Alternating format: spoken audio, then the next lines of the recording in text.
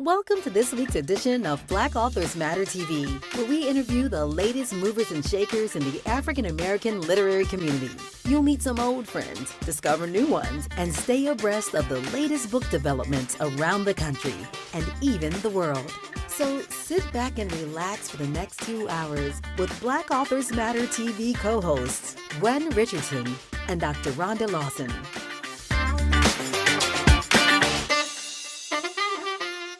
Good evening and welcome to the last episode of Black Authors Matter TV before the National Black Book Festival. I'm Gwen Richardson, your host for tonight, and my co-host, Dr. Rhonda Lawson, will be joining me soon later in the show. So for those of you all who are familiar with the show and the fact that we are actually the reason we created the show from the beginning was in 2020 during the pandemic, we couldn't have the National Black Book Festival because everything was shut down. So we started the show because of that, and we did it for 2 years virtually, and then we were back with the festival in 2022, and now we're back this year for our 18th anniversary. So for those of you all who can't come out, we look forward to seeing you there. We're going to have a great show tonight with some familiar faces and some not so familiar. So we're going to start the show tonight with our first guest, and it's someone that she's new to the show. She's never been on. I've seen her work and seen her around for years and years, but we've never met face to face. As far as I know, I don't think we've ever met face to face. But she's doing a lot of great work in the literary world, and her books are creating a lot of conversations. She's creating her own lane in terms of genres, and it's all great. So we want to welcome Danielle Allen to Black Authors Matter TV. Hello, thank you so much for having me. You're welcome. And I don't think we've ever met. Our paths may have crossed and we just didn't meet, but I don't think we've ever met. I don't think so either. So it's good to meet you. Yeah, have you ever met Dr. Rhonda Lawson, my co-host? Have you ever met her? I don't think so. Yeah, we neither of us write romance, so we operate more in like other circles that are kind of general, multi-genre. But the romance genre has really caught fire in recent years, and a lot more people are writing Black romance of all different kinds and taking different angles and creating different characters and scenarios. So tell us how you got started with romance writing. So it was 2013 and I've always loved love. So when I was going to write my first book, I knew it was going to be a romance book, even though my favorite genre is mystery. I was just like, I want to write a love story because I wasn't seeing myself in the love stories that were out and available that I was getting my hands on. It was so I was like I wanted to write about a big bone 20 something Black woman like finding love, and I just wasn't seeing that. And so then that's when I wrote my first story, and then I was introduced to the world of indie romance. I had no clue because I was only like reading the stuff that was at the library or that. So I had no idea that there were so many authors that were out here writing and they just weren't traditionally published. And so I became one of those indie authors in 2013. And so that's how I got started. I had a list of 30 things I wanted to do before I turned 30, and writing a book was number one on that list. And so that's what I did. Okay, I'm not going to ask you what all else was on the list unless you want to share a couple of other things you wanted to do before you were 30. I think we all in our 20s have those lists. And when we're in our 20s, we don't necessarily realize that 30 will be very soon. We don't realize how soon. Absolutely. We're in our early 30s, that 20s, that 30 is way out there. It's like, oh, there's time. There's time. There was no time. Like it went by quick.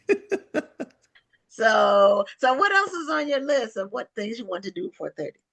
So the things that were on the list were I wanted to go to Italy. I had never I hadn't left like, you know, had I left the country at that time?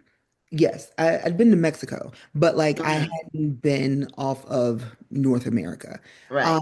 So I wanted to go to Italy because I love the movie Under the Tuscan Sun, and it was like this really cute love story. Like Who's in that? I know about it, but I don't think I saw it.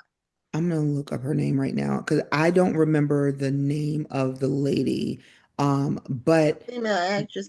Was it Lane? Was it that Lane Diane lady? Lane, yes. Okay, okay, all right. And I I was, was picturing her face. and it was just something about like just her just starting over in another country. I was like, ah, that's cute. And then so I was like, I want to go there.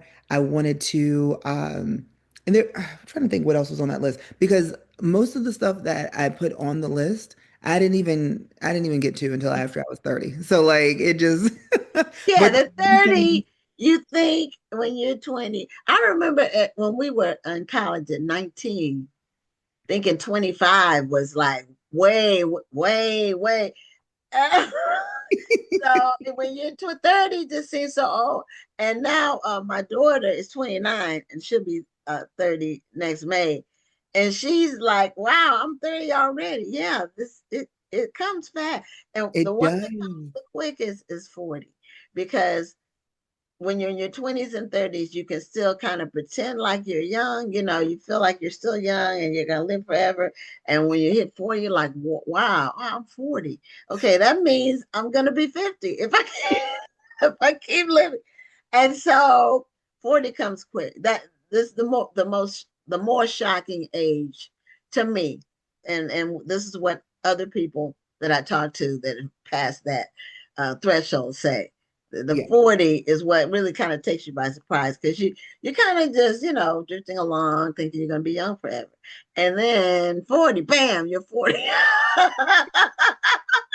agreed. Agreed. So now, did you have you made it to Italy? Have you had I the chance? have. I've been twice and Okay. did not go to Tuscany either time, but I I went, I had a lovely time because I think in theory, a lot of the stuff that she did in Tuscany were things that I like I'm not into wine or just being outdoors really. And I know I don't drink wine and I don't drink coffee. And so I feel like people are Oh. like, "Are you a real author?" I don't actually. Well, Danielle, it was nice talking to you. Yes, that'll be my time. All right. But But Well, Tuscany we is all an have our interesting interests. place to go if you drink wine. right, like that's Yeah. I was seeing like there were so many like wine tours and like Hmm. things like that, and I was just like, I guess I'll check out Rome and Milan, and so Rome is wonderful, and Milan is great for fashion. yes, I enjoyed my time in Milan and in Rome, but like I never made it to Tuscany, but I was by the time I made it, I was over the movie and I Okay. mean, Okay. you know what I mean? So it was It like was a my distant memory. inspiration. The reason I put it on the list was no longer as relevant in my life. And so, but I did make it there and I'm sure I did a couple other things, but the number one thing on my list was to write a book. And so Okay, did that. And so you I was did like, all that. So now you're a USA Today best-selling author. So which of your books, or if there's more than one, which book or books made the USA Today bestseller list? so Curvy Girl Summer, which is part one in the Curve series, and Okay. Plus Size Player, which is part two in the Curve series. So both of my traditional books have made the list. Okay. Okay. Now, how many books had you written, or altogether? What's your number? We asked 55. 55. 55 that are Wow. finished. I I've have, seen your name a lot, and now I know why. Because a lot of people think because the Curve series is traditionally published, I feel like a traditional publisher has more money than I do. So like I don't have the marketing um dollars to do what they would be able to do. So I feel like there are people who think that Curvy Girl Summer is my debut novel, and I'm like, Uh-huh. no. Yeah, it takes 50 books to become an overnight success. Right. Yes, quite true. Quite true. They're gonna like, oh, she came out of nowhere. Right. Like someone was like that was a great debut. And I was like, okay, well, it's actually been 12 years, but thank you. Thank you so much. So did you decide you wanted to call it the Curve series, or was that something that in the collaboration with the publisher that you all came up with? So I wanted to call it the Curve series because all of the heroines are big-bodied women, and so they all have curves, and so I wanted it to be the Curve series because the titles are there's no the unifying message in each of the titles is that they are like fat women, but there's no one word that would have like worked for all three. So Oh, curve was what I okay. put on. Well, and that's a good one. Yes, thank That's a you. good one. Yeah, it is a So, good one because and this, curvy doesn't necessarily mean overweight. It just means you're no, fine. no, Exactly. it means you have some definition in the different parts Like I of your said, you're body. fine. Yeah. That's It's it. distinguishable.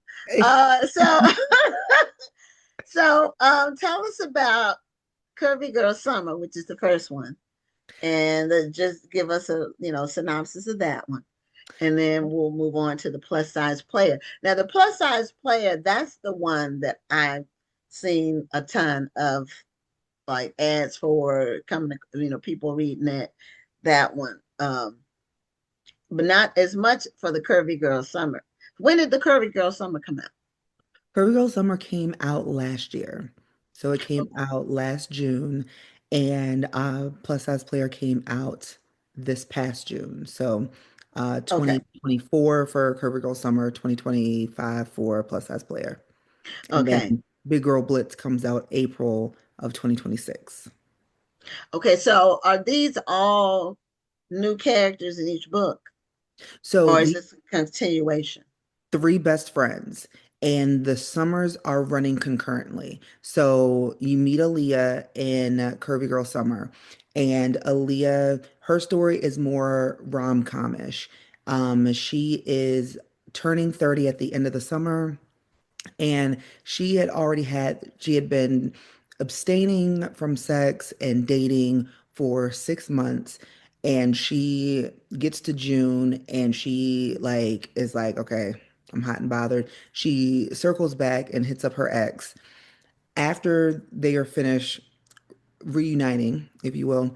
Mhm. She's like, you know what, this is exactly why I broke things off with him. Like, I don't want this. I want to find my person. So then she spends the summer like on this dating app at the instruction of like our local bartender. She had gotten stood up. The local bartender was like, "Well, have you tried like a dating app?" So she gets on Tinderfish and she is swiping through and meeting these men all throughout the summer. And one of her fears have always been like, if I go on a date, like he could put something in my drink. I could get harmed in some way. So the bartender's like, if you meet your dates here, then I'm here every Friday. I'll look out, like, I'll make sure like no one puts anything Oh, in your drink. I got your okay. back. Like now you can like, safely meet these people, but you have somebody like watching over you. And she was like, okay, I feel safe with that. So then you follow her journey as she is going on these dates all summer, trying to see if she's going to have a boyfriend. Because if she just wanted any old body to go with her to her big birthday party, she could have had that. but she wanted to find her person. She wanted to find the one. So she is dating with intention over the summer, and you get to watch that play out. And then you get to see what happens when her birthday comes. And the book ends at the end of August on her birthday. Plus size player, that story is Nina. So there's three best friends, Leah, Nina, and Jasmine. Nina's story starts at the beginning of August of the same summer and Okay. runs through the middle of September. So for people who started with plus size player, they get a little bit of a spoiler because all of the girls they go to Aaliyah's birthday party. So you get to see that they are all with someone. Um, but you don't know exactly who if you read in the correct order. But for the people who read the second one first, then they are like seeing who Aaliyah ends up going to the party with, and then they get more on Nina's story.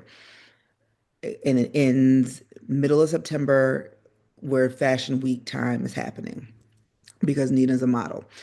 Um, so then in Jazz's book, Big Girl Blitz, that starts technically at the beginning of June. So you get, or the middle of June, you get to see why Jasmine was away all summer because you know from Aaliyah and Nina's point of views in their books that Jasmine's away and that she's having a rough time. She's having a rough summer. So you get to see what happened with Jasmine and why she was in such a bad place.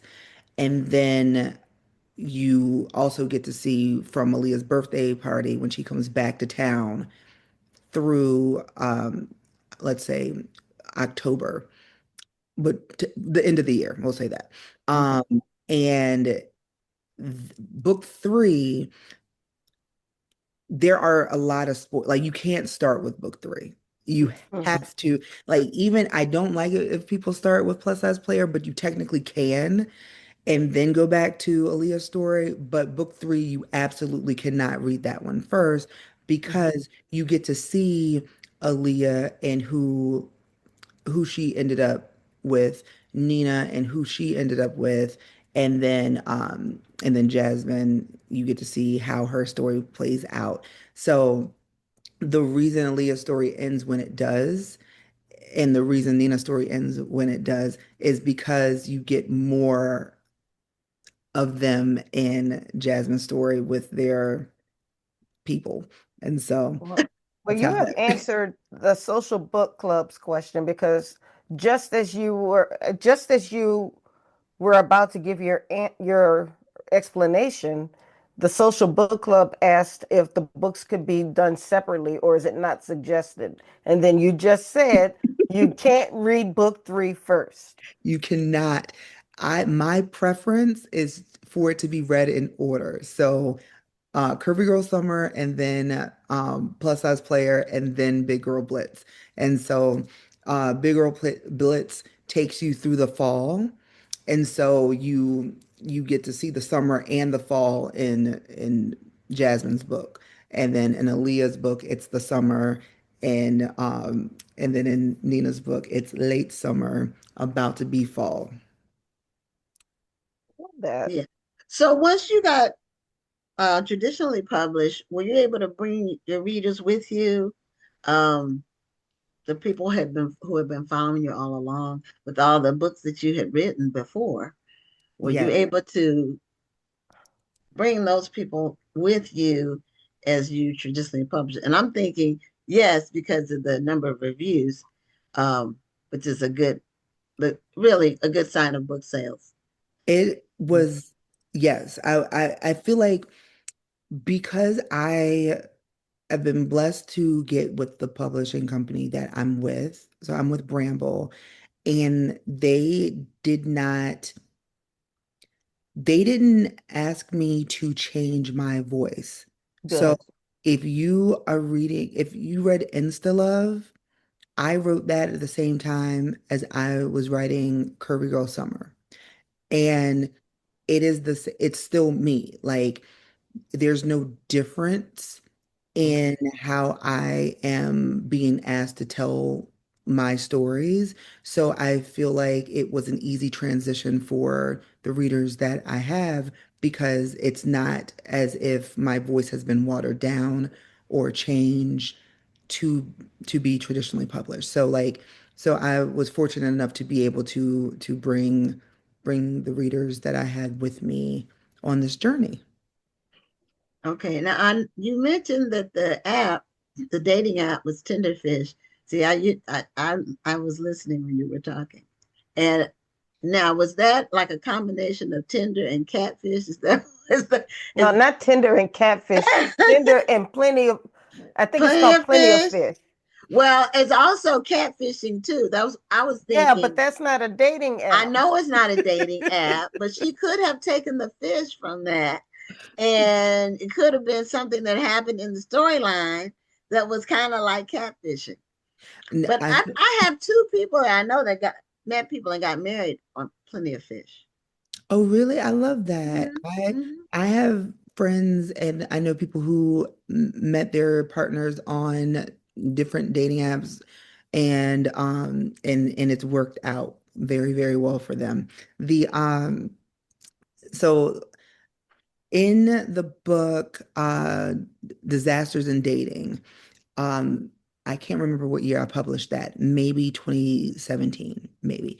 But the dating app that they used was called Tinderfish, and it's spelled like Tinder, not like Like the dating app Fire Tinder, Tender. but like if your meat was Tinder, Oh, if okay. so like Oh, Tender fish. okay. And so it's a play on, but it is a play on like Okay. Tinder and Plenty of Fish. But Okay. so yeah, it was a dating app that I had created in the book, in the Disasters in Dating books, and I just brought it back for this.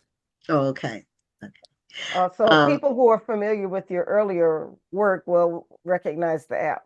Yes, and they also all of my characters except for one of them, uh, they all either graduated from um like Hamilton University. Like they either graduated from Hamilton, they went to Hamilton to work, or they like so it's a fictional university that I've created in my world that okay. that's in Richland, Maryland, and which is also a fictional city. And everybody in my catalog they either lived in Richland, they went to Hamilton University, either Okay. graduated, they worked there. They have some affiliation with Hamilton University. So readers who have read my stuff would not be surprised to see Hamilton University alumni all throughout. From a fictitious graduates. Do they have a reunion? So not Okay. necessarily a reunion yet, but Okay. Big Nick Energy is a homecoming, a HU homecoming story that came out last year, and there were a number of people from Pat, like the main characters are new characters, but because they're at homecoming and they're going to different events, when they're at these events, some of the people who are speaking are characters who were in other books. And so I wanted it to feel like a homecoming for the reader too, because then they're reading and then they're like, oh wait, that's that person from Continuum, or that's that person from Sweatpants season. And so that's how I wanted it to come across. Okay. Well, it sounds like you put a lot of thought into um making your books Yes. continuous Yeah, to where that's what the I was about to reader, say. I love it's not like totally continuous, but just right. those callbacks to earlier Yeah. books. Yes. Hmm. It makes it more fun for the readers who have been following you for a long time. Yes. Yes, yes, yes. And it makes me happy because I dedicated Big Nick Energy to like my readers because I felt like I wouldn't have been able to even like continue in this way if it wasn't for if it wasn't for the readership. And so I am greatly appreciative.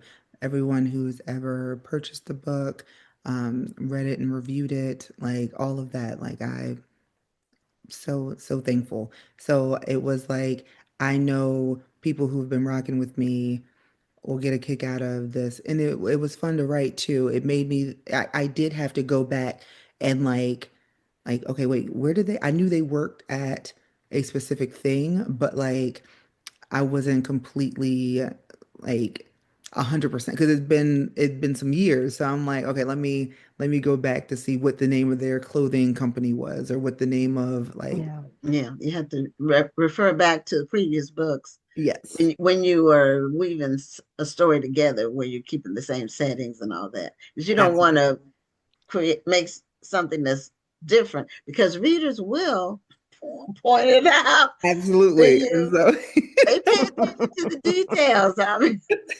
absolutely. when So I I am meet with book clubs and they'll tell me one person actually found a mistake in the person who was speaking that didn't get caught in the 3 different edits oh, that the book underwent. But fortunately, because it's on Kindle, on KDP, I was able to fix it and just Right. And just upload it again. re-upload the new one. It was, I mean, exactly. and I missed it, and I have a very meticulous editor, and she missed it.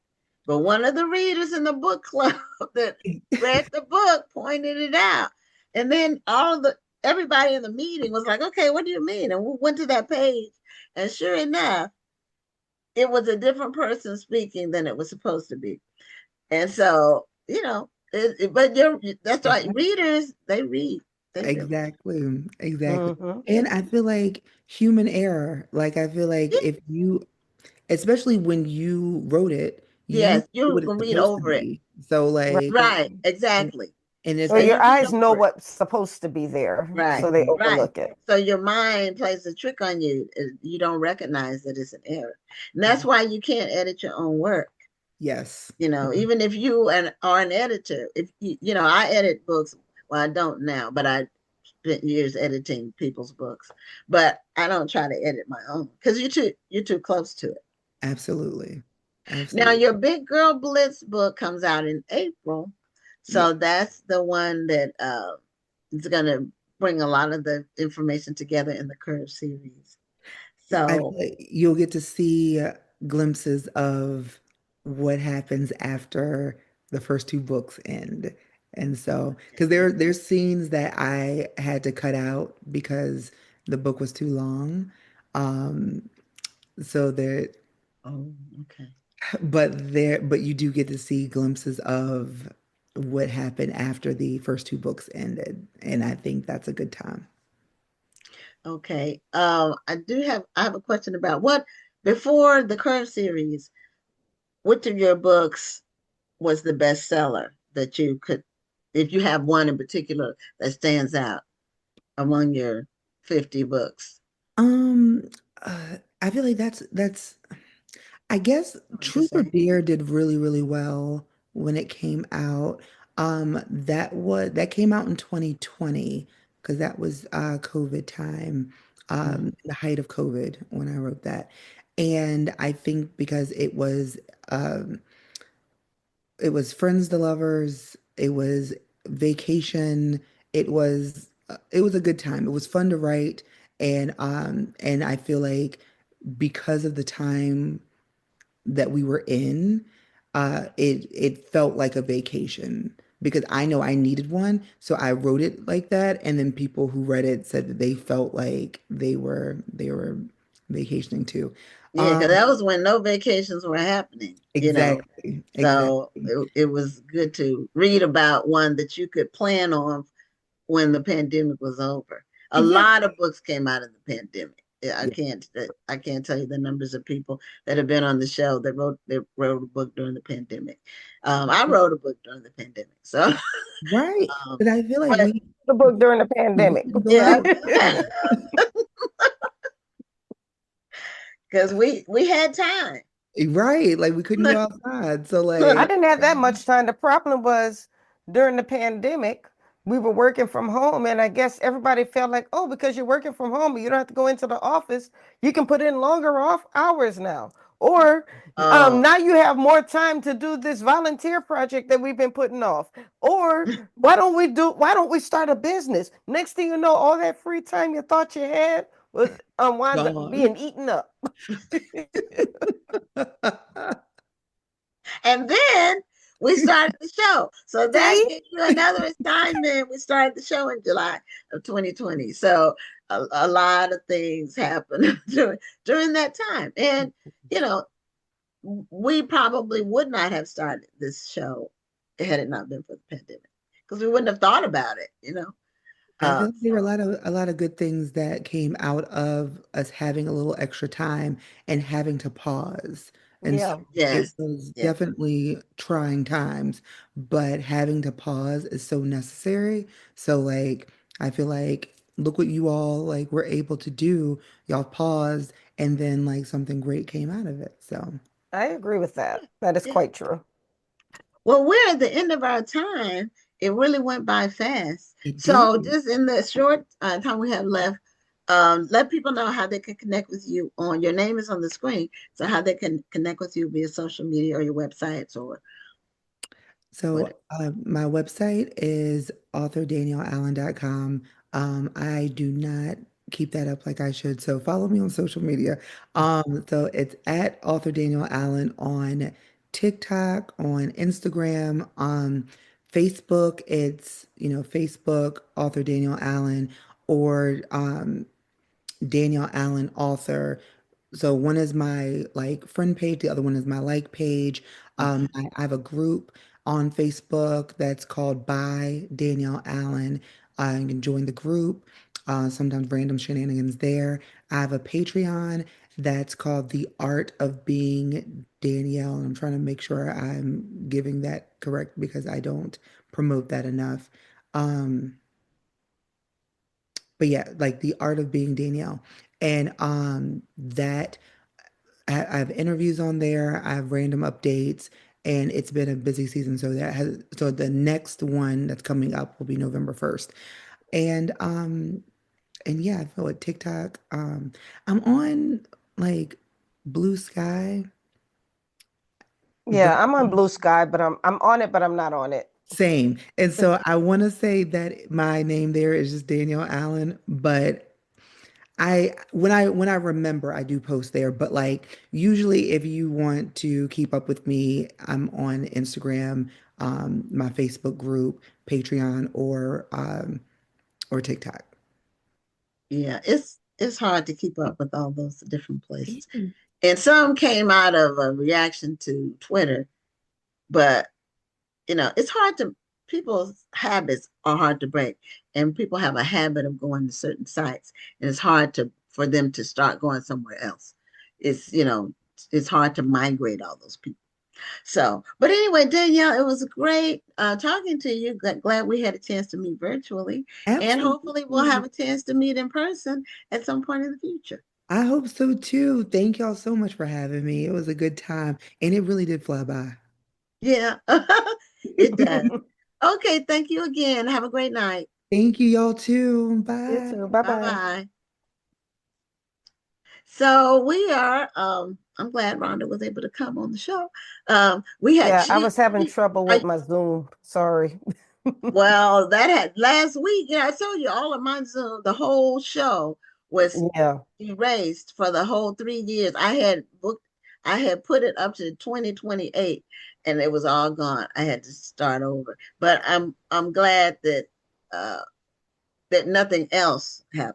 You know what I mean? Like Yeah, yeah, it was that's something I true. could easily do, but it was, how I'm not good at when there's a problem. I like stuff to go like I want it to go. And I can regroup, but I get frustrated.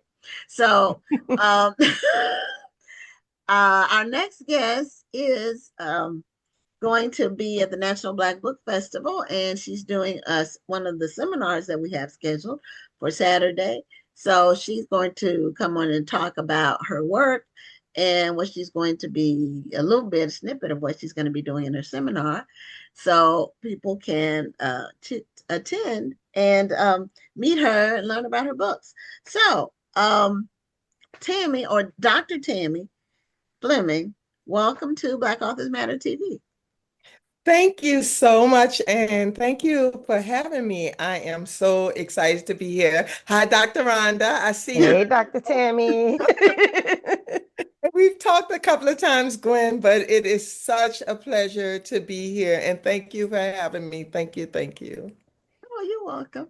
So, tell us about just Dr. Tammi and your how you got to be where you are now, telling people about leadership. Okay, so first of all, I am Tammi. I am Dr. Tammi. I am Coach T. I'm a mother. I'm an author and entrepreneur. But most of all, I'm a Black woman who've overcome a lot of detours. And I've been able to reframe those setbacks in terms of my career and think about them now as setups. Every setback that we have could actually be a place for us to pause, pivot, and really to recalibrate and start again. And a lot of times it allows us to build resilience, to build new skills, and to see ourselves in a different light. So I think in my executive coaching work that I do at Diamond Consultants, I think about all of the folks who come to me to really help them think through their setbacks as really opportunities for setup and to really think about where your destination, where life is leading you in terms of your destination. Yes. Well, every successful person has had failures. You know, they talk about, as I've been an entrepreneur for many years, since I was in my early 20s, people talk about how successful business people, a lot of them end up having bankruptcies, they have failed businesses. You know, it takes some tries for them to get it right. And so if you don't take a chance and try to make something work, then you'll never know if you can do it or not.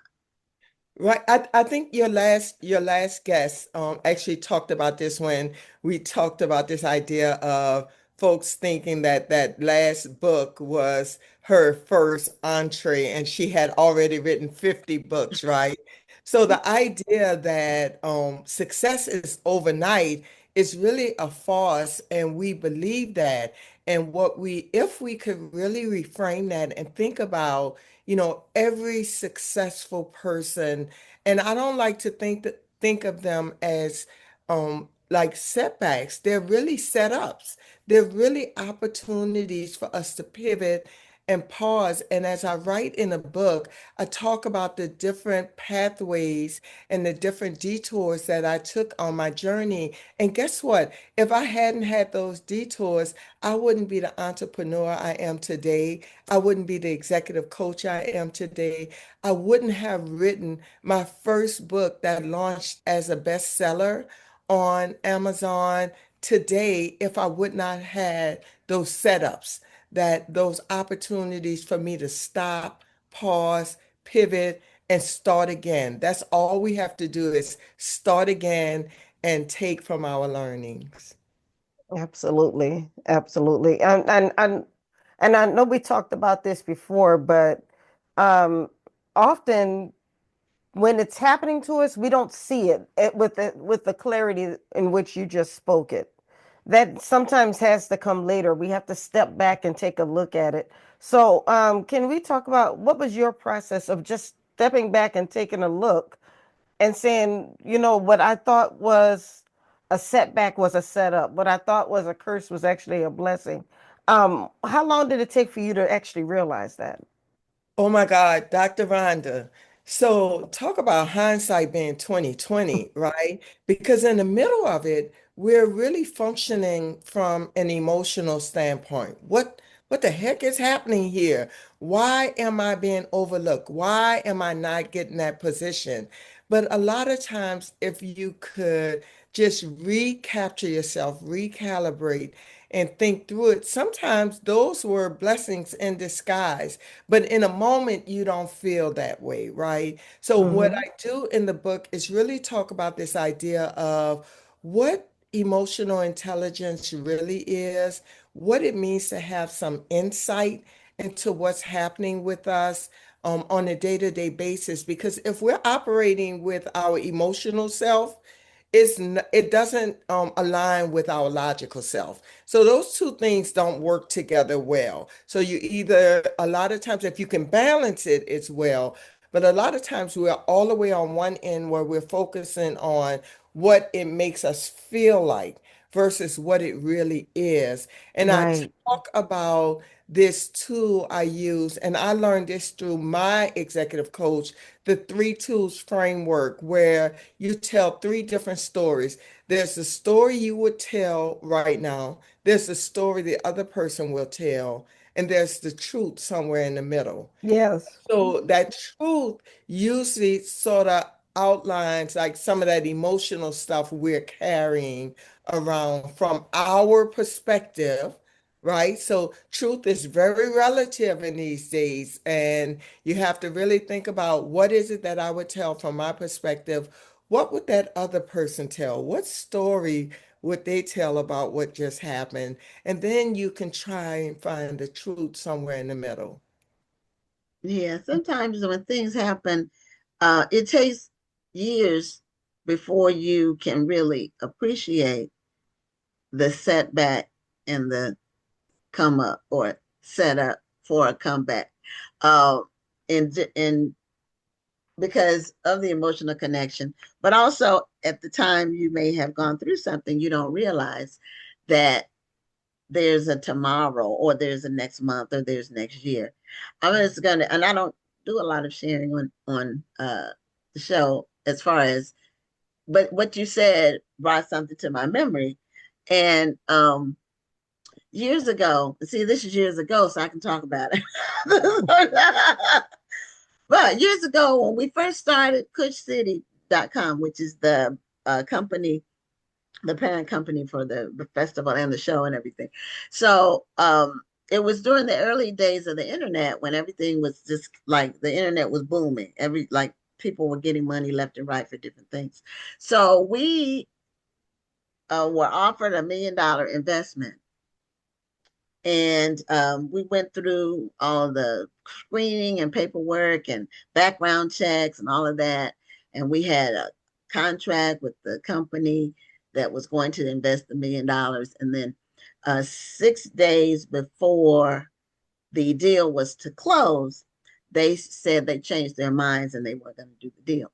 And so at the time, I was really devastated. I felt like I had been punched in the stomach, just the way that it happened. But then what actually turned out to be a blessing, because a year after that, and I'll say the company because they no longer exist. The company was Enron. Mm-hmm. Mm-hmm. Enron, that the big, they were like the Houston company, $1 billion, billions of dollars. And they went under a year after that. And if they had bought the majority, they were going to buy a majority ownership in our company. If they had done that, we would have gone under with Enron and also been tarnished. Our reputations would have had the stink of Enron. Right. Yeah. So at Yeah. the time, I was really upset. I was really too devastated to even cry. Because I had already started spending the $1 million, in my mind, Uh-huh. Um, At least it but was just in your mind. Yeah, I know. we didn't actually have it. We were supposed to get it, But that's an example of how something can seem to be a horrible thing, but then it ends up being a blessing. Later on, you realize what a blessing it was, because when they tanked, it was precipitous. It was like overnight. One Yeah. day they were on top of the world, and the next day they were closing their doors, and the employees were all taking their belongings out in boxes. So that's just a story. I'm thinking of writing a book about some. of just the pivotal points in my life. Not a biography, not a memoir, but I have had some really interesting experiences. So in No, business, being in business for so long, I've had some interesting experiences. like you said, it's like a blessing in disguise. And I see Coach G, Gary McCarter is saying that it's a blessing in disguise. Like sometimes when you don't get what you think you want, you don't get what you want, you're gonna get what you need, right? Right. Right. So Mm-hmm. as I talk about in the book, there were a lot of opportunities that I thought were, when I thought I landed the dream job. I was making the money. I had a national platform. I was traveling on the company, all of those things. But it caused me to have to dim my light, right? So I had to dim my light because it was really about the organization.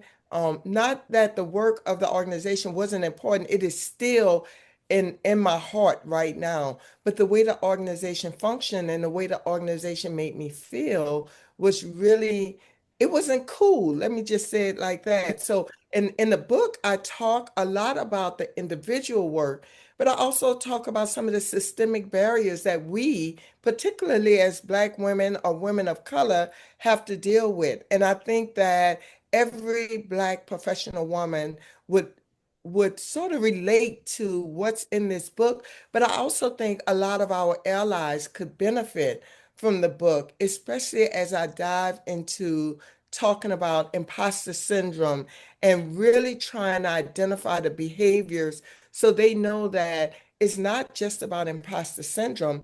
It's about those systems that make us feel like we have to keep proving that we belong over and over and over again. And once we do it, we have to prove it a little bit more. So it's about those imposter systems that we're placed in and we're working and we're trying to accelerate and move forward and we're not allowed to. But I think another piece of that is, and Dr. Rhonda, you and I got a chance to talk about this last week, is that Mm-hmm. there's a difference between being seen as a technical expert, which a lot of women of color are pegged as the go-to, the Right. closer, the fixer, but we always fall short of getting those positions, VP, executive director, presidents. And a lot of us do get it. Don't get me wrong, but there's a lot of us who are stuck in the middle and we don't understand that there's a gap, what I call the leadership gap between being seen as a technical expert and being seen as a leader. And there are two different skill sets. And one, you do need those technical experts to be those technical skills to be seen, but it Mm-hmm. doesn't make you a leader. It does not make It you a leader. just it just makes you good at what you do. It doesn't actually make you a leader. Mm-hmm. Makes you good at what you do, makes you the worker bee. And what we tend to do is we reinforce that by we continuing to get skilled up. We get more training, we get more skills. We believe in the old adage of the way we were raised, we have to run faster, work harder, do more. And what it looks like is that we're continuously being the worker bee and we're Right. seen that way, and that is not a leader. Yeah, that Absolutely. that reminds me of people who say that they worked in a company for a long time and then they end up hiring and training. Well, they end up training the person that ends up being their boss or that takes their place Yeah, eventually. So, that's part of being just really good at doing a certain thing. But and you I guess I've never worked in corporate, so I've been an entrepreneur, but a lot of what you do is you can't wait for somebody to suggest you to be in a leadership role. Sometimes you have to even create your own opportunities. yeah. Yeah, you have to step into leadership. And what I say in the book is, leadership is less about doing and more about being, right? So how do you step into the role of a leader And really, that's more internal work. And what I think a lot of us do, especially high achieving Black women, we tend to try to focus on the external forces. We get more trainings. We are more credentialed than Hmm. anybody in the workplace. We have more letters The in our highest educated of all the races. of all the races, right? And we continue to do that. But leadership is more about some of that internal work. How do you actually feel and exude your presence? How do you own it when you walk in a room? And what we had a chance to talk about, Gwen, last week was the fact that when you're in a room, your presence is known. But when you have executive presence, when you're not in a room, that's also noticed, right? Because people are looking for your energy and making sure your voice is at the table, that you are visible. And I talk about this idea of voice, visibility, and vibe. That's the way I would describe executive presence, not I with still love that voice, the tone, visibility, and vibe. voice, visibility, and I vibe. love a good alliteration. Yes, yeah. It's like that's what I think, like our ability, the way we say things, what it is we say, how we own our storytelling, that is a skill that we have. And the way you show up, and your vibe, your energy, what is it giving off? And for me, in the book, one of the things I do, there's a really good balance, I think, between saying what we have to do and what the systems have to do. So I owned a lot of my stuff. Like I have to own that I had to deal with imposter syndrome. I had to deal with this idea of professionalism that I was holding on to. And that professionalism was what we talked about, Dr. Rondo, in your dissertation in terms of Black women being pegged a certain way in system. Hmm. But it's because we hold on to this notion of what it means to be professional, and it doesn't allow us to be our authentic self, right? So, what is Right. authenticity? And at its root, it's about us being truthful and honoring our emotions, honoring our goofiness. I'm the goofiest person you will ever see. Love having fun and enjoying myself and enjoying people around me. But in the professional settings, I was stiff. I was seen as cold, and I can see that now. But I'm 54, girl. I'm just learning this stuff. It takes a while. You talk about a few years. It took decades for me to get that. Yeah, But you got there. leadership is also about delegating. A lot of people aren't comfortable delegating, but you have to delegate if you're in a leadership role. And you have to be comfortable telling people what to do. And you have to be comfortable with there being I don't want to say a barrier, but when you are leading people and you are managing people and you're in charge, you have to be comfortable making decisions and you have to treat everybody with respect. But you have to just make a decision, be good with it, and you get better at it as you uh, advance because you start seeing similar things. You start seeing situations that you've seen before. So you know how something's going to turn out if you make this decision versus another one. And there's nothing new under the sun. That's what but you start seeing repeat situations and behaviors. You do get some new ones, I will say, with our event being 18 years old. Mm, Every year the pattern is the same. The mm, crazy stuff happens in the last month. The really crazy stuff happens in the last 2 weeks. And mm. it's never exactly the same, but I know it's going to be crazy stuff happening. So I'm ready for it, but I still get somewhat surprised just some of the new crazy. You just never Isn't that the, really know. isn't that one of the fabulous things about leadership?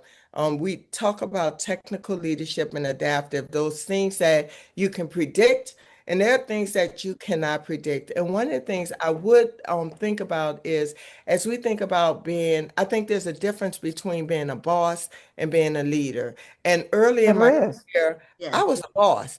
I was ready. I was holding on to, look, I'm the boss, I'm the supervisor, I'm gonna tell you what to do. But what I know now is that if I can motivate people to do what they know they need to do, Right.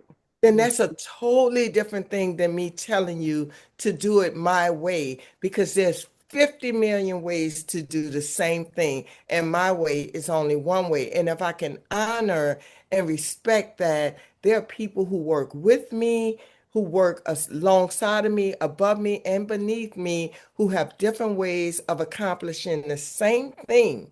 But that is the difference between a boss and a leader. And then, secondly, is there are things that you can predict, but as a leader, hey, I'm gonna predict that there's some stuff that's gonna be crazy, and some of that I can Mm-hmm. own, and some of that I gotta work my way through in a moment.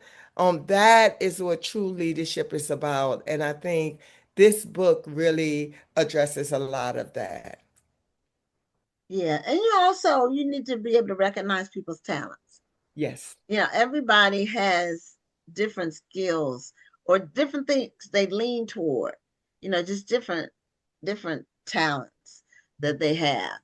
Um, and when I went to college at first, I thought I was going to be in nursing. But I quickly found out that that was not my personality. It was not for me. Uh, I can't take care of strangers. I can take care of family members and loved ones, but touching a stranger, I just couldn't do it. And that's when I switched, when I had to go into the hospital and actually touch a stranger. And so, but I should have been in the business school all along.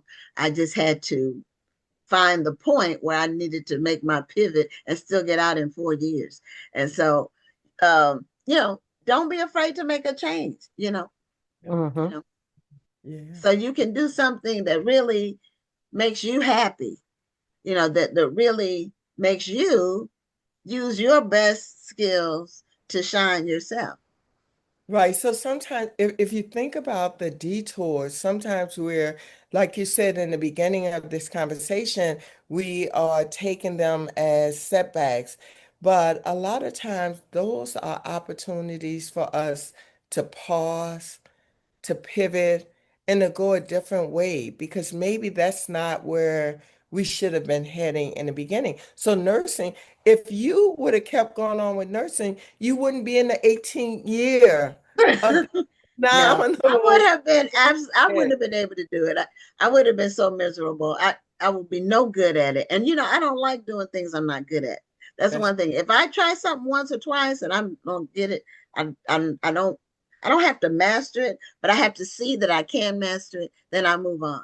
This is not I just some people are good at just keeping going until they get it like for long, long, long, long time. No, if I'm going to be good at it, I figure I'm going to pick it up pretty quick. quickly. But Yeah. well, Dr. Tammy, I can definitely see why your book debuted at number one because you are, and just like Gary McCarter said in the Gary McCarter said in the comments, come on, dropping jewels, Tammy.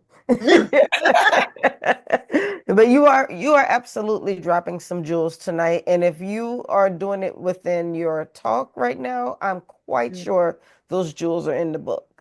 Yes. Now, you're going to have a seminar at the festival. Yay! Okay. I am. So, what will people be able to do in your seminar? Of course, Yeah. they can get your book and learn, but what are some of the like? You have any exercises that you do, or just not physical exercises? You know what I mean? So, just give a little rundown about what you're going to do in your seminar.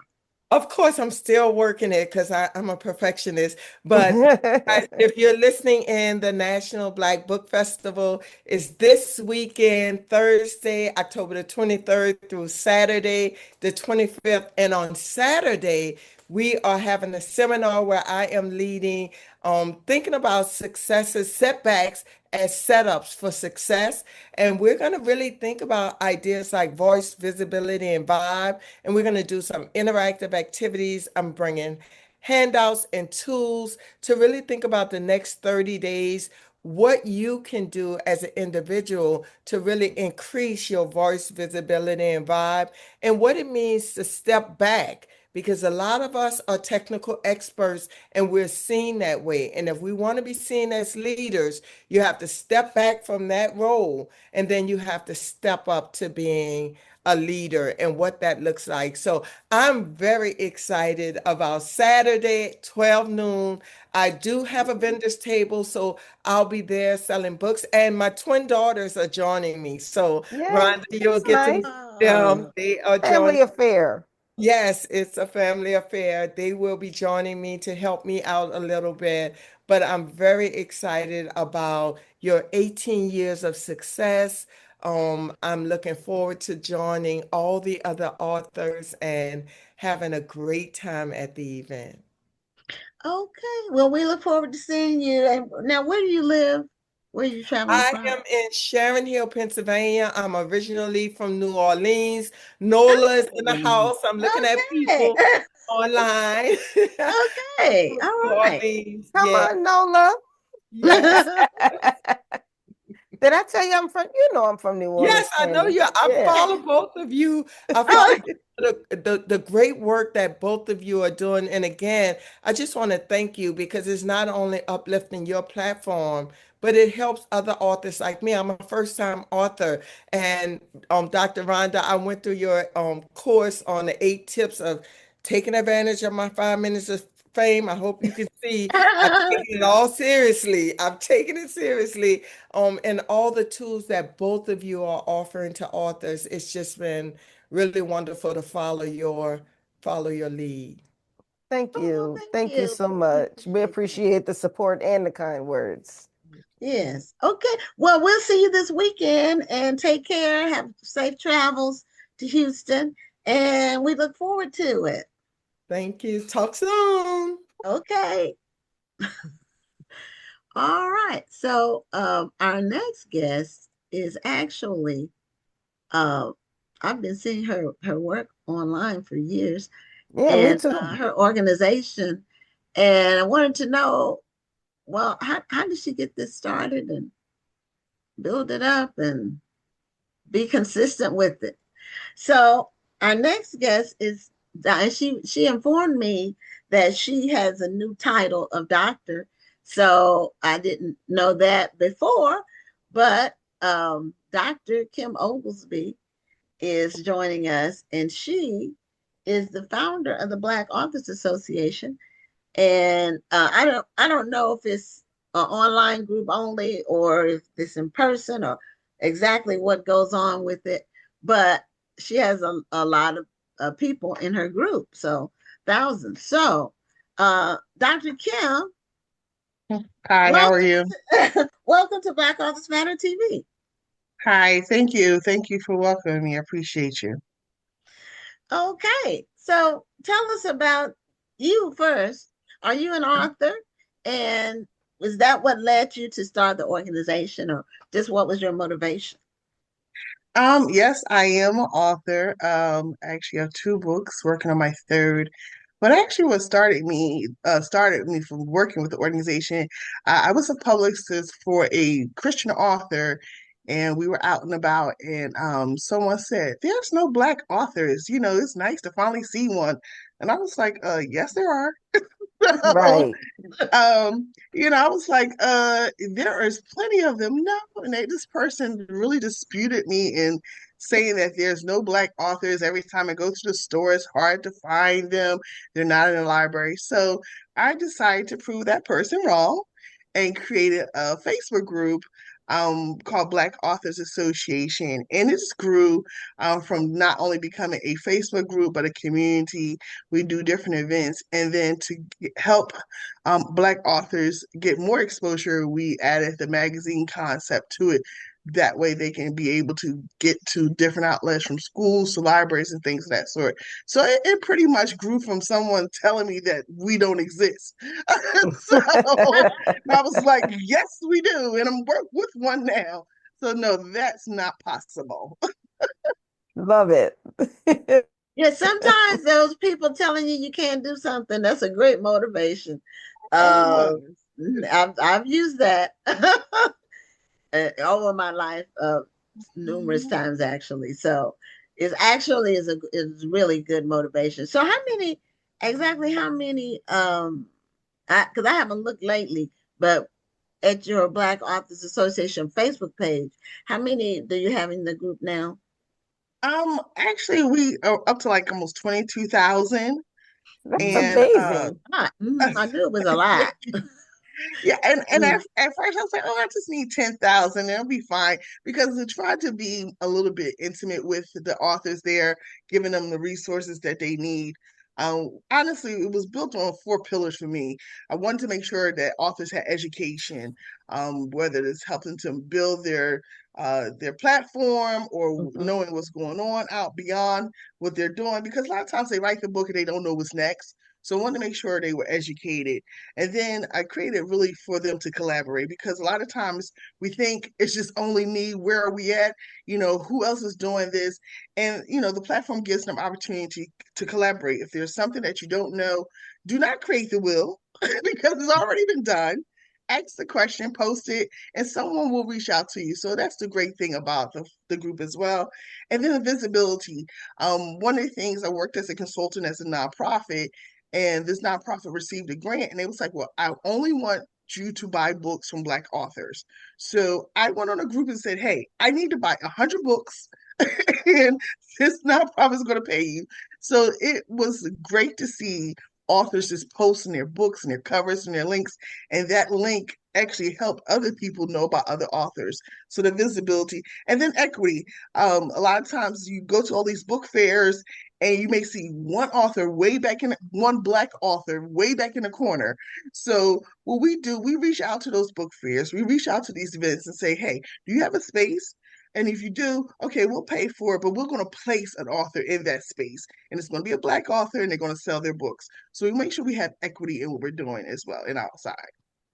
Wonderful. mhm. Yeah, our Facebook page for the book festival, we have almost 100,000. But when we post something, uh, we get snarky comments, and so sometimes somebody will say, "Well, when is the National White Book Festival?"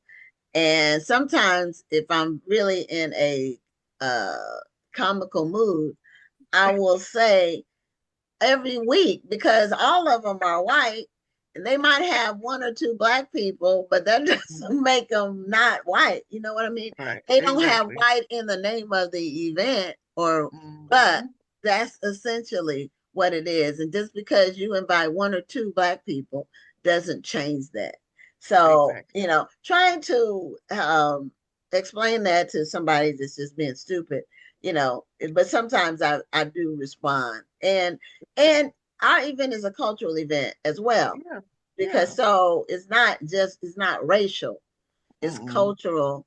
And Mm-mm. so it's multi-genre. Normally, a lot of times, a lot of the book events that are African American are in one specific genre. It Right. might be urban, or it might be romance, or Mm-hmm. whatever, and or children's, but ours Right. has all of them. Then we Yeah. normally have about 20 genres Mm-hmm. represented. And people say, well, I didn't know there were Black authors writing all these different books. You know, they just think it's one or two. They hear about Terry McMillan, or, they Yeah. hear about Eric Jerome Dickey, who's now passed, but they'll hear about one or Yes. two people, and they don't have any idea that there are a lot of Black authors selling Right. a lot Mm-hmm. of books. Yep. Exactly. Exactly. So, do So, you have any requirements for being part of your organization? Black honestly, authors. no. One of the things is just being respectful. That's one of the things, again, and also participating if you can, and sharing information. I mean, honestly, that's the only thing. People say, well, do I have to be Black to join? No, not necessarily. It's open to everyone. But again, make known that it is the Black Authors Association, and things Mhm. that are posted are geared to that targeted audience, unfortunately. So, just be mindful of that. But anyone's open to join. We do screen everyone that we select to be part of the group. So we're really, really selective of that. You just can't click to join a group. No, we Okay. go through, we verify and make sure you're in the country. And we tell people, if you're in Europe and Africa, it's not going to benefit you because, again, our targeted audience is US and, it's for Black authors. But it's good that you have those parameters because sometimes people want to take everybody just so they can see they have the numbers. Or And buy. and what happens is they're not a service. They wind up not being Right, a service for the people that they say they want to be a service to. right, Mhm. right, exactly. Yeah. Do you get a lot of people that join just to post their books? Yes, we do. Again, you got to get verified first. So, um, when we first started, it was like, oh, it's so wonderful. Let everybody post. We learned the hard way, and I'm like, okay, I'm in school. I can't monitor this every day, so let's lock it down. So, we do have a great social media manager, but we do have some systems in place, but we do allow people to post their books. We encourage them to. And then we give you, certain days where you can definitely just post. But we Okay. monitor the Facebook group because we don't want it to be too spammy as You well. want people to pour in just as much as Yeah, they're taking out. exactly. And then, I have some great authors that say, Kim, we need to purge the group. And I'm like, okay, we're purging because they're getting messages that they're not, getting spam messenger. So we Okay. do have some great authors that really communicate with us, let us know what's going on. Okay. Yeah, I think every page gets that. And people Hmm. who I just get a lot of emails from people claiming to be Meta and saying that my page is Oh, violating yes. policy. And those are all spam. I just want to tell people Hmm. if you get Yes, that message, it's spam. Meta it's doesn't do there. that. No, no. Yeah, And I ignore it. And yeah, the Yeah, thing is, if Facebook wants to reach out to you, they know how to reach out to you. they do. exactly. I've had Facebook put banners across my personal page. They send me an email, they send me a DM, and Hmm. if it's really Facebook, you'll know it's Facebook. Right. Exactly. Exactly. Right. Exactly. Mhm. So how do you said you do things like you have things where you get together with people. How do you manage that? Like, because I assume you have people that are all over. Do you have people in all 50 states or Yes, we do, and that's a really awesome thing. okay. Um, and we did honestly, that's one of my favorite times when we post like roll call, like where you at, where you at. So, Mhm. and we have people in all 50 states. I was like, there is actually Black authors in South Dakota and North Dakota. Y'all go ahead. Put us in there. But we There's do a have lot of people. jobs in those places. So a lot of Exactly. companies move there because of the space and the cheap land, and Hmm. they pay well. Yes, they Mhm. do. You just have So to have winter time for 10 months out of the year, but uh if you can manage that, and sometimes you can work somewhere for a couple of years and make enough money to where then you can move to where you really want to be. that's true. That is true. Hmm. So when you So. all get together physically, like in person, how do you organize that? How do you manage that? Well, we do have book fairs here in Philadelphia. I'm located in Philly, so we do Okay. have book fairs in Philly, and then we have some author nights. The book fairs is where it's supposed to be a book fair, but it's really honestly for them to get together and share different things and figure out, who's doing what, how they can collaborate. And they support, authors support each other. They buy each other books and it really honestly is really nice to see because you may have that first time author sitting there at their table nervous, but then everyone comes and Hmm. say, hey, how are you? And it kind of helps them It makes realize them it's feel better. okay. Yeah, it does. So we have book fairs every year. We're actually planning for our summer one, and then we also, like I said, we have different author events throughout the year. Okay. Now, do you know Richard Ashby? Yes, I do know Mr. Richard. Who doesn't Okay. know Richard Yeah, Ashby? it's because he's in Philly, and that's why I wanted. Now, interestingly, I got a call this morning, like during, especially when it gets close to the festival, we get all kinds of calls. But this one was because you're in Philly. I'm going to scroll back through my phone calls and see if I can identify this particular young man. He called and said they had acquired some rare books by Black authors, like uh, books that might be of value. They might first edition books and things like that. And he was with a nonprofit, but he didn't know what to do with the books.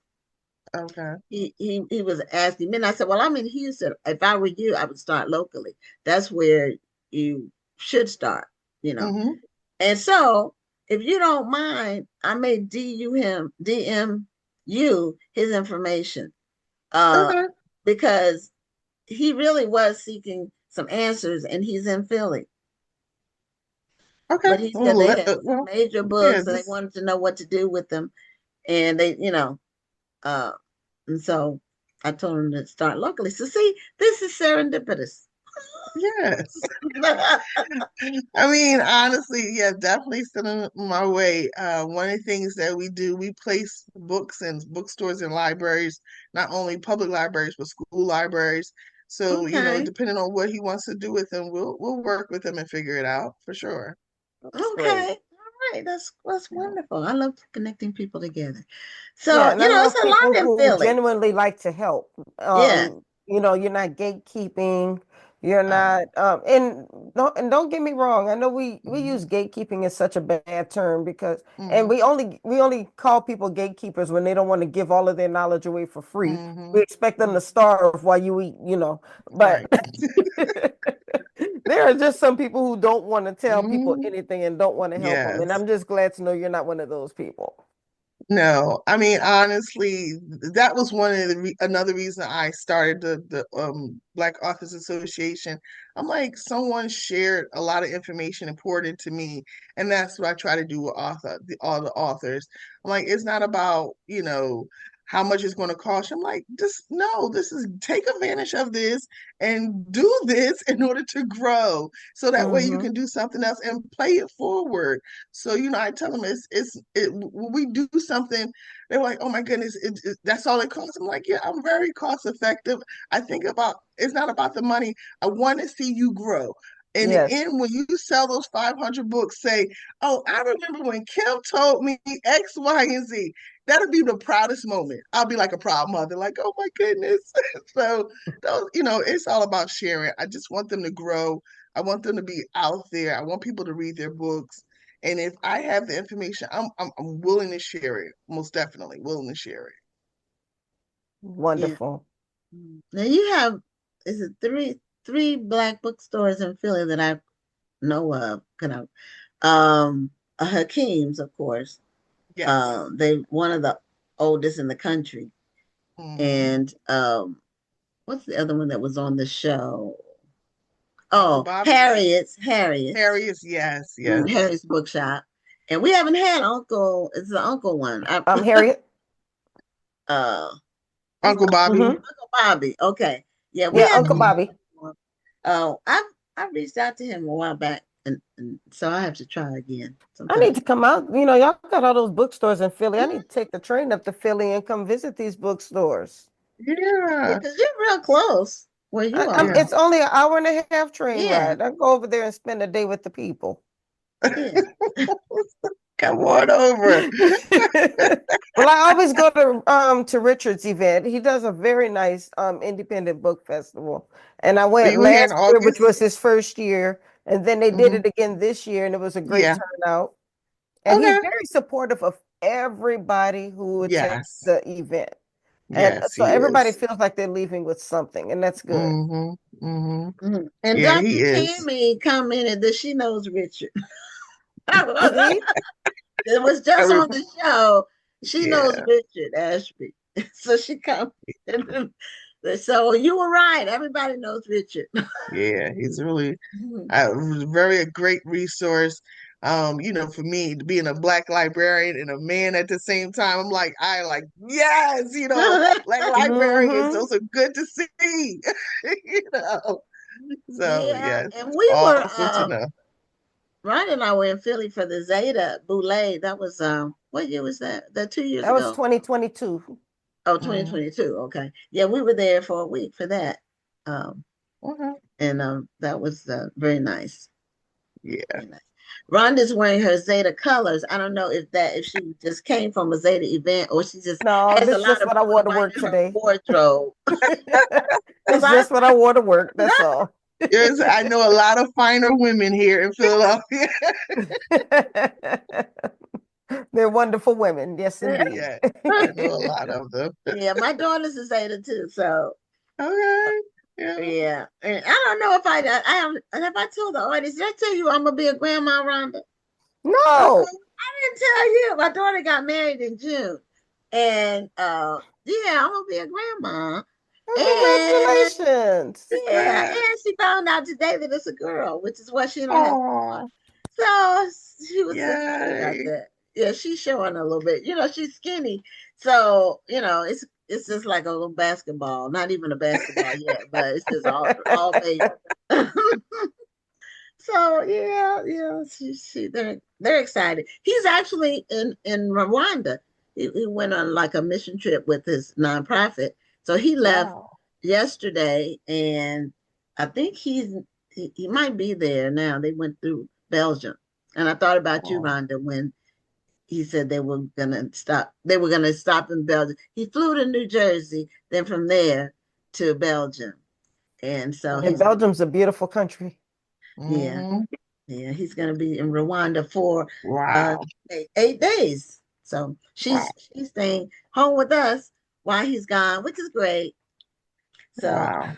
uh, yeah. So Nice. anyway, now do you have dues? Is your organization a dues paying organization? Do people pay dues or Yes. So okay? we have two options. We have the Black Authors Association. It is a membership base. So you can join that. Or we have Literacy Moments Magazine, and that's also another organization. That's pretty much where most of the focus of with the magazine. So you can become a member of Literacy Moments. So you have options. The membership fees are very, very friendly. Right now, since I just graduated last Wednesday, um, Oh, anyone that signs up, congratulations. thank you.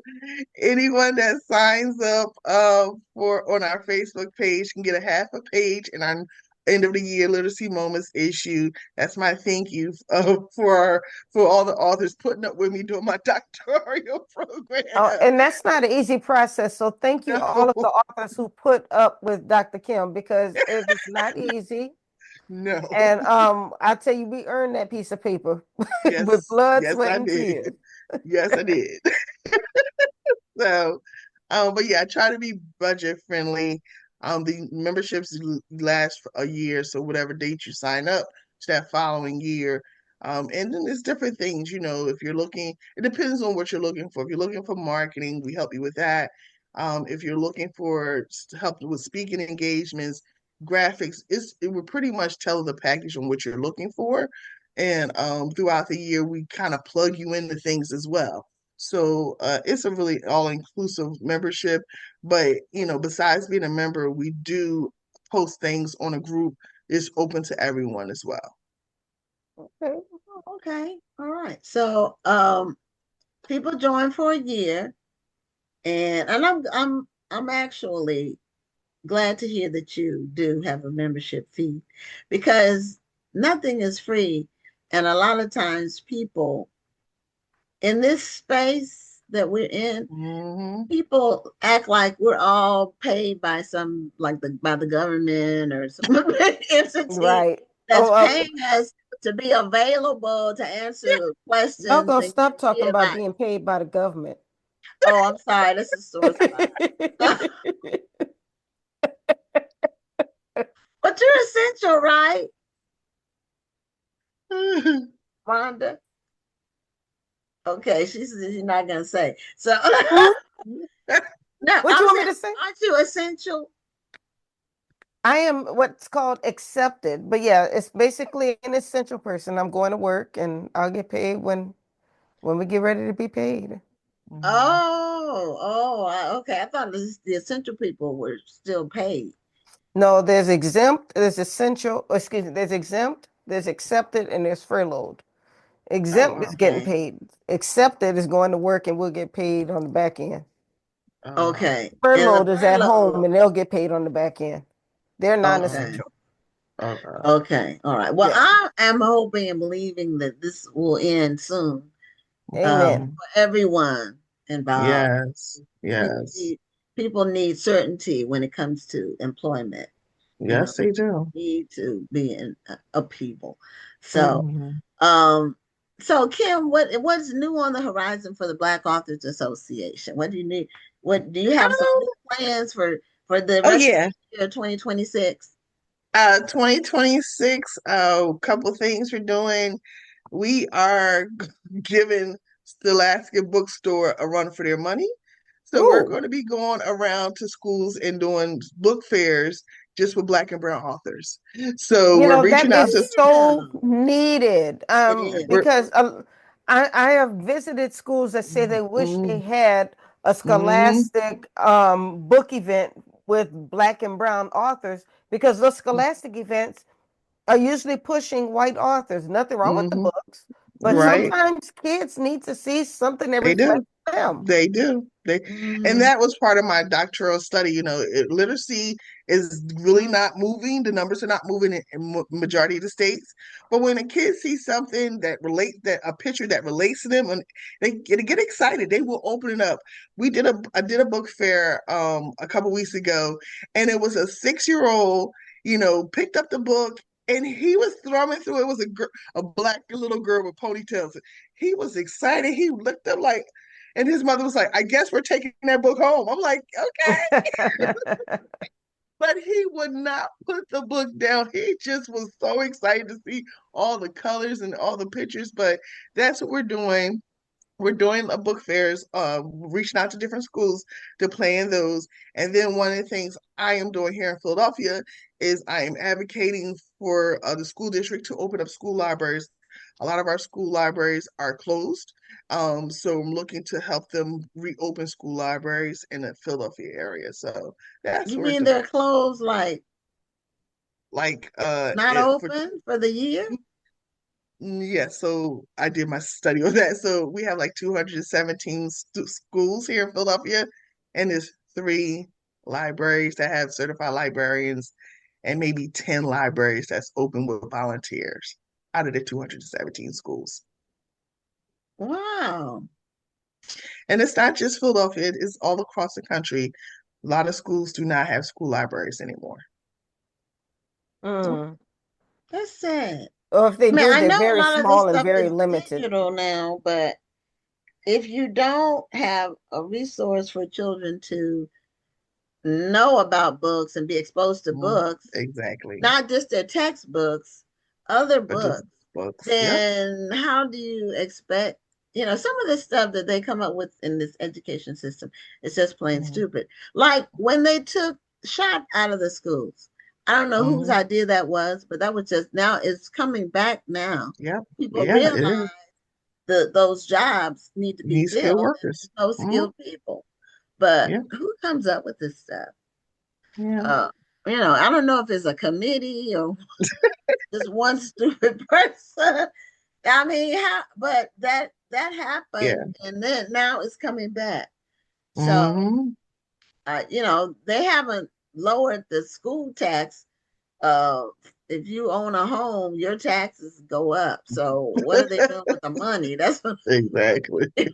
That's what I want. And they need to do some innovative stuff in the Yes. education system. They need to start looking at where the children are and what their needs are, Mhm. and Exactly. you know, and start doing something different Mhm. so these kids can get educated. Yeah. I mean, honestly, the thing with the libraries, thank goodness I had a library in my high school and my elementary school. So when it came for me to do research in college, I knew how to navigate. But if they don't have the library in the high schools and different schools, when they go into college, they're struggling. Like to write this paper, to do this research. How do I search it online? So, it all trickles down to other things that they want to do in life. So we need to start early. We need to really start early with the, different systems in place. Yeah, and it's a lot of information that you can't Google. Exactly. And Google is not like the history of their whole world. It's No, not. no, it's not. You know. It's So, not. so I know people kind of think that, They try. but no, you have to go off the grid and actually go and look at some either newspapers, magazines, books from the past. Yeah. It can be Yep. microfilm or whatever the form they had, the digital form they have now. But not everything is Google. And Google will eliminate things if they like. There's some things that get written that get removed from, like, you can't search for them because either they're controversial or whether too political. So, it's a lot that's not there. So, and AI is just basically a collection of Google. Exactly. Just Exactly. quicker. So not everything is there either. So, but anyway, Kim, congratulations on Thank keeping you. And when did you start? What year did you start the Black Authors Association? 2019. Okay, so you've been around a good while. Yeah. Congratulations on that. Thank You you. stuck to it. You kept Yeah. it going, you built it, and you involved a lot of people in what you're passionate. Thank you. Yeah. Thank you so much. Yep. Well, thanks So for being I am in the Black Authors Association, at least on the Facebook page. But I would, now that I've learned more about it, I would love to be more involved. So you'll be hearing from me. Okay, awesome. Appreciate that. Thank you. Well, we appreciate you being a guest on the show. And take care. Thank you. Okay. Thank you. Have a great Have a night. good one. Take care. Too. Okay, so we're bringing on our final guest, and our final guest is no stranger to Black Authors Matter TV. She normally is watching the show, and we've had her on once before for a full interview, but it's been a while. And she's known as Mama Toni, and her name is Toni Bonita, and she's in Florida. She's based in Florida. She also has her own live called Mama Toni's Book Nook. And there she is with her background there when she comes on and talks about books. And her millions and millions of books. I didn't know she was a retired librarian, but that makes sense. So thank you for being a guest again, Mama Toni, on Black Authors Matter TV, and being on the opposite side of the camera, so to speak. Instead of watching you, we're watching you. Good evening, ladies, and thank you for having me. Thank you. Thank you for being here. Nice to be back. Yeah, and thank you. We met in person in Atlanta. Yes. At the National Book Club Conference for the first time. I don't know, had you ever met her, Rhonda? No, but I felt like we had, because we've communicated for so long through the show. And been on the show twice. Yeah. Yeah. So it was easy to recognize you from a distance. And Mama Toni did some MC stuff while we were there too, when they had the red carpet. So I stay in my lane. It is not writing. It is not writing. Now, how many books do you? I know you told me last year how many books you had read, and it was an astronomical number that just put me to shame. But I will, in my defense, you are retired, so you have more reading time. I'm not retired, so I end up, I do try, I'm always reading a book. Yeah. But it just, especially like this last month with everything with the book festival, I can't read it. I can't devote as much time to reading. But afterwards, I'll have a break. And then we're going to Austin. I normally, when I travel, I take 2-3 books with me because I am able to really get some reading in when I travel. I don't leave home without 2 Kindles. Okay. So I've always got books with me, and they sync together. So If I'm reading, like when we're riding and I'm reading, if one if goes to the end, I just pick up the other one and it tells me I had read the page 44 in this one. Would you like to go to that page? And I can just pick up and go right on, plug the other one back in so that it can charge back up and be ready. I don't leave home without a Kindle or a book. Okay, now you travel to book events too, so which ones? I know you were you go to the book club conference almost every year, if not every year. Yes, I've been going then, I've been about 16 of the 21 years. Okay, all right, that's dedication. So then the black. Now you're in Jacksonville or Jacksonville area? I'm in the Jacksonville area. I live on the Georgia side, but from my driveway to the Florida line is about a 15-minute drive. So I'm right there in Jacksonville. Oh, okay. So when I travel, especially when I fly to Jacksonville because the small town that I'm in doesn't have an airport. So I fly to Jacksonville. And that's why people always think I live in Jacksonville. Right. That's where I normally fly out of. But I actually live on the Georgia side. Okay. My sister lived in Jacksonville for 10 years, so I was there quite often. Yeah, I used to live in Richmond Hill, right outside of Savannah. Okay, yeah. And I used to fly in and out of Jacksonville because we like that airport better. And you make better connections. You don't have to make many stops when you fly in and out of Jacksonville. And it's worth it to fly there and like to drive that hour and a half to Richmond Hill. It's not bad at all. Yes. About an hour and a half, I think it was. Yeah, about an hour and a half. Yeah. So how many books do you keep track of how many books you read? Like, is it an ongoing tally? So how many have you read for 2025 so far? For 2025, I have read, I am reading book 130. Okay, so what's the ad? So we're in the 10th month, that's 13 books a month. Give a little, take a little, like, sometimes you don't get to read as much, like when we were at the National Book Club Conference. I had the books with me. I went 2 days, where I didn't read. And since we've been back, my husband has some illnesses, so kind of didn't read then because you're concentrating on something else. But I average anywhere from 7 to 10 books a month. Okay. Now, do you have a particular genre that you prefer, or you just like good books? I just like good books. I'm a romance junkie at heart. I'm a diehard romance junkie, but I read across the board. Sci-fi and paranormal are my least favorite genres.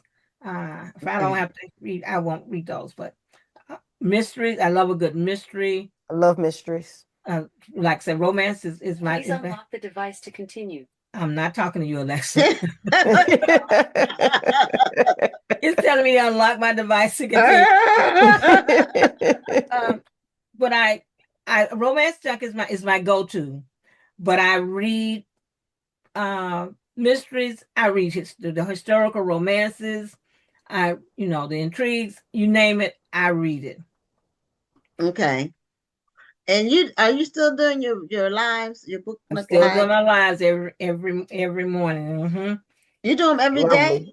Monday through Friday, except for the month of December. Now in December, because it's Christmas and the holidays, I do all 31 days every day in December.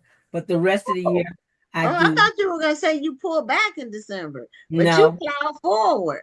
Yeah, because school's out, there are more children at home, there are more children listening, parents. So I do the whole month of December, but the rest of the year, well, that makes sense. I do Monday through Friday, and each day has a theme. Monday's try a new book or a book that's just released. Also on Tuesday, Wednesdays is Children's Day, so it's always a children's book. Thursday is Throwback Thursday, so I go back and pull an old book from 10, 12 years back. And then Fridays is what I call pop-up. Whatever I grab, that's what I read. Okay, now what made you start doing the lives? COVID. Okay. That'll do it. COVID. Okay, you don't need to say anymore. Okay. That'll do it. I just wonder where it emanated from.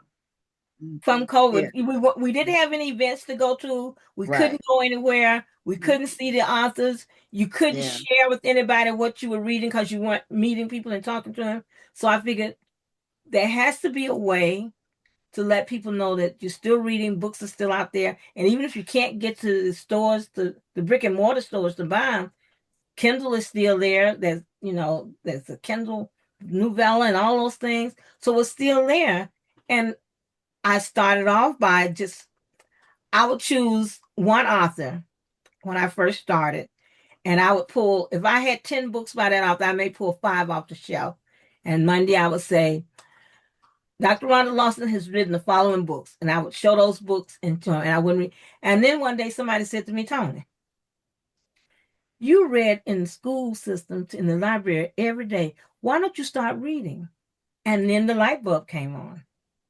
So then I started doing the book of the day, give it a theme, and choose from that way. Okay. Well, how many people do you save your shows? Like, are your shows Yeah. archived where people can watch them? Yeah. Okay. And So I normally tag, if I do your book, I will tag you that day so that you okay. know, and then you get to share it Nice. with other people, because the people on my page aren't on necessarily on your page, so somebody else will see it, and it gives somebody else a chance to find out about a book.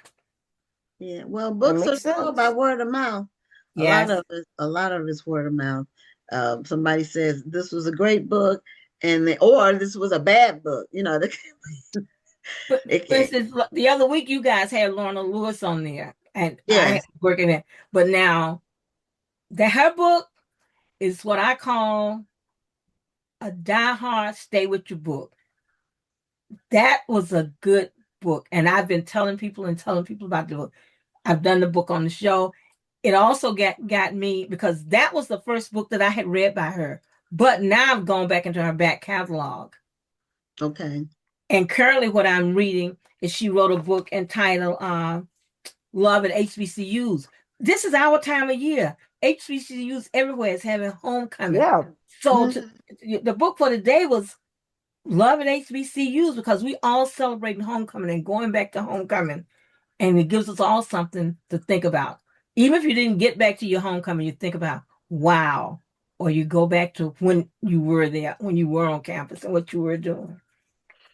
Now her book is the book I'm reading now, but I haven't been able to put as much effort into it because I'm just overwhelmed. But our book club read it, and so we discussed it at our October meeting, and they gave it very high marks. Yes. So and it's a really different kind of story. It's very different, very different kind of story. A shocker from the beginning when you Yeah. find out what happened to the end when you find out how it ended, and what it's all the way through. You I can't guess I'm gonna imagine. have to check this book out. Yeah, It's I'm only a like a Sky third Full of of the way Love, Dr. through it. Rhonda. It's called A Sky Full of Love. It is Yeah, really well, I've good. been wanting to read it anyway, just because I love Lorna. But yeah, I'm gonna have to read it. Yeah, Yeah, it's maybe you really can read good. it, get really deep into it on your flight here. That'll be a good Yeah, time. that's true. I Yeah, mean, I'm still trying to, there's still a couple of books, featured author books I have to read. So I may have to read it on the Oh way yeah. back. on the way back. Okay. Okay. Yeah, Yeah. Yeah, yeah. that's true. But I forgot. I'm you still will be trying to get through shocked. Kiki Swinson's book. Okay. Okay, the Amber Alert or the No, the Honey newer one. Hunting Ava, I think it is. Yeah. What is it? Hunting Ava. Mm-hmm. You will be shocked, Dr. Rhonda. You'll be asking questions like, why did, yeah. So all those words that we can't say loud, Right, because we don't want to spoil it. I'm only they a will be third of the way popping through. out. That's all I'm going to tell you. They will be popping out. Mm-hmm. But yeah, it is a good book. So now, as an avid reader, do you think do you encounter a lot of the same storylines? Yes and no. Yes, there's kind of the same storyline, but each author puts his or her own different twist Yes. on that storyline. Yeah, so Okay. it's a romance, and you know this, You know how it's it's gonna gonna be end. happily ever after or happily right Mhm. now is going to be the end. But there's a different twist on how they get there. The point of view may come from the protagonist. Yeah. Some of them you have meddling people in them. Some of them they just go through. So it's the same thing, but it's not the same thing. If that makes sense. Right. Mhm. It I does. think that's what I kind of appreciate about romance novels. You already know they're going to be together in the end. Mm-hmm. Everybody already knows the formula. But the reason why people love romance novels is because they love the experience. They want to take the journey with you. Right. And you can't take that away from them. They get mad if you try to deviate too far away from that formula. And you know that there's going to be a happily ever. There's going to be a problem. They're going to solve the problem with Mm-hmm. or without the help of somebody. Now, is that help going to be good help or is it going to be bad help? Is that mother going to be the mother that you want to strangle, or is she going to be the mother that you wish she was your mother? Is that same thing? Same thing with that father. Is that father going to be the father you was? He is so stupid, or is he going to be the father that? Oh, I wish he could have been my daddy. You wish he could, Right, right. and then and then you also have the thing where the couple, you wonder why they not talking to each other. You know, why are they afraid to say, or why are they afraid to speak? But that's life. Communication is the key, and a lot of times the reason we have problems is because we do not communicate. Communicate. That's true. Now, Lorna is watching the show, Lorna Lewis, and she said, "Oh, I'm blushing." She said she was blushing We from didn't the mean to make your head all big, Lorna. a good book is a good book. And Yes. oh, Lydia asked what book were we talking about? I don't know if she meant the book by Lorna Lewis or another one. But she also asked We were talking about yeah, Lorna's book, A Sky Sky Full of Full of Love. Love. Lorna by Lorna Lewis. Very, very good, very highly rated. Lydia, she watches the show regularly. She asked, and this is something that people want to know about people who read like dozens of books like this. Do you read every word, or how do you read that many books? That's what Lydia asked. I read every word. Mhm. I read, as my grandmother would say, from kiver to kiver. I'm starting at the front, and when I get through, I'm on the back. I don't read Okay. the blurb beforehand. If there's an acknowledgement in here, I'm going to read that. Okay. I read from and I get everything. I just finished the book where I heard you guys talking about earlier about finding mistakes that so, you said you had two editors that had gone over the mistakes. Mhm. In one part of the book, the author says that the lady is divorced, and now she's met this new man, and it's the book's entitled "Finding Love After 70." So now that she's met this man again, then she's telling him about what happened to her after the husband was deceased. Okay, what was it? You just said that you were divorced. You just talked about being on this page. You talking about being divorced. So when I sent DM the author and I said I'm confused on this page, this is what you said, and on this page, and she said the same thing you basically said, Gwen. It Okay. was edited 3 times. Nobody. She said, Tony, Nobody found it. nobody caught that. But for Those me, avid readers will catch stuff. it was right there. And sometimes when I'm reading, I'll say to my husband, I'll say, "Babe, listen to this.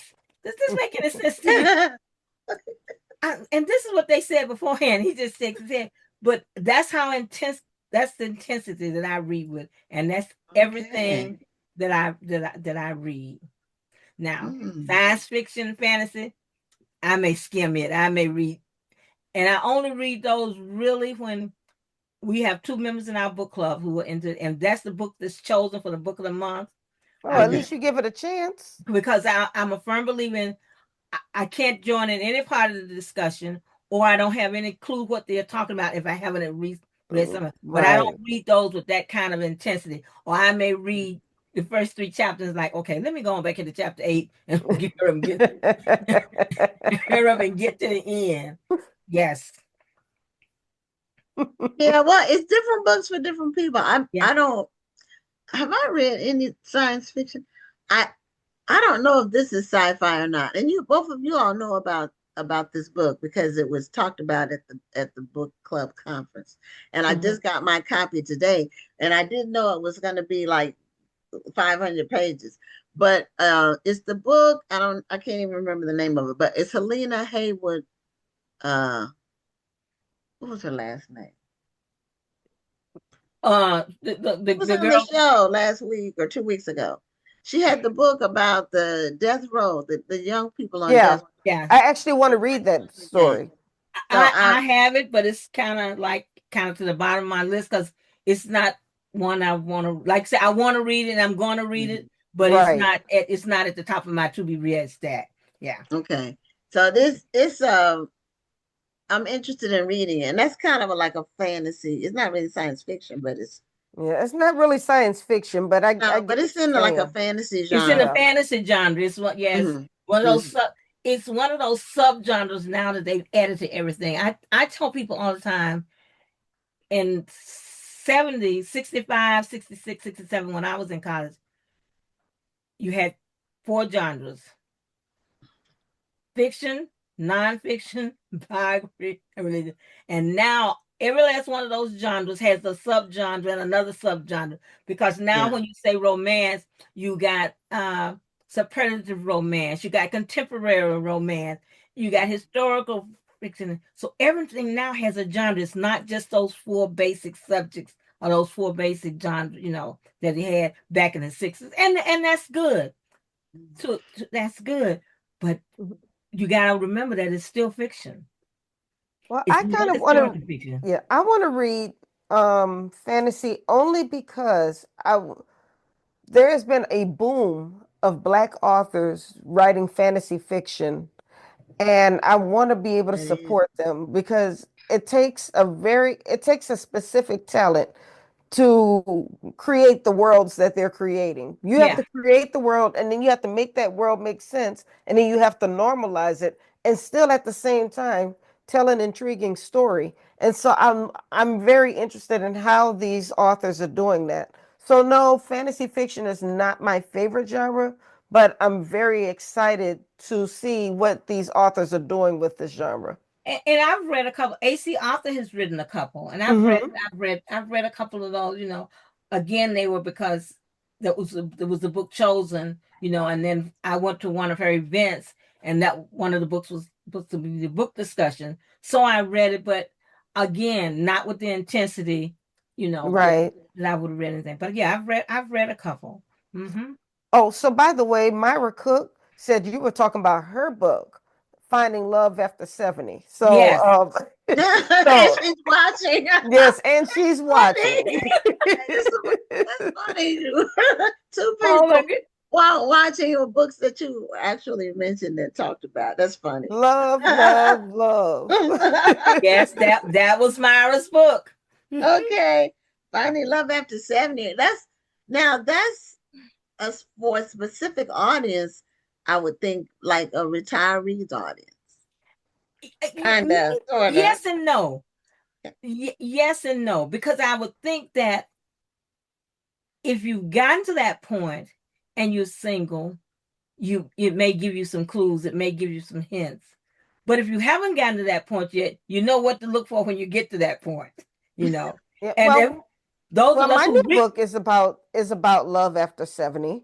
It's about a 70-year-old woman whose daughter secretly puts her on a dating app because she wants her to have a date for New Year's Eve. So it explores her going on these dates with men in their 70s. Some of them still like the younger women. Some of them still think they're 50 or 40, So it was just her different adventures of dating these men. And I wanted to make it a comedy because the whole thing is funny to me.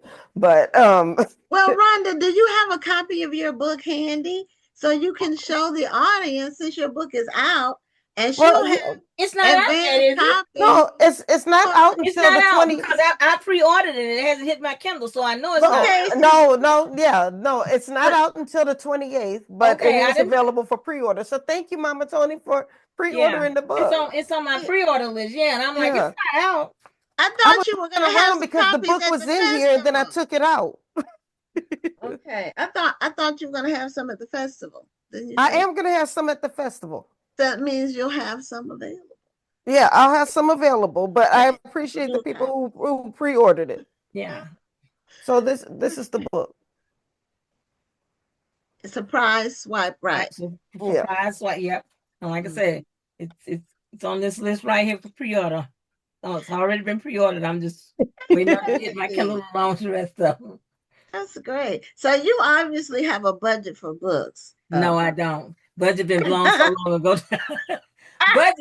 budget been shot to the hand. You just have a love for books. And Yeah. and Books are you're the priority. people. You are people who have a love for books are the people like me who write books. We appreciate you. Yeah. Budget, there's no such thing as a budget. If I've got it and I can get it, I get it. If not, it's on this list I want to buy. If I get so, for later, it's on your save for yes, later. it's on the later list. Yeah.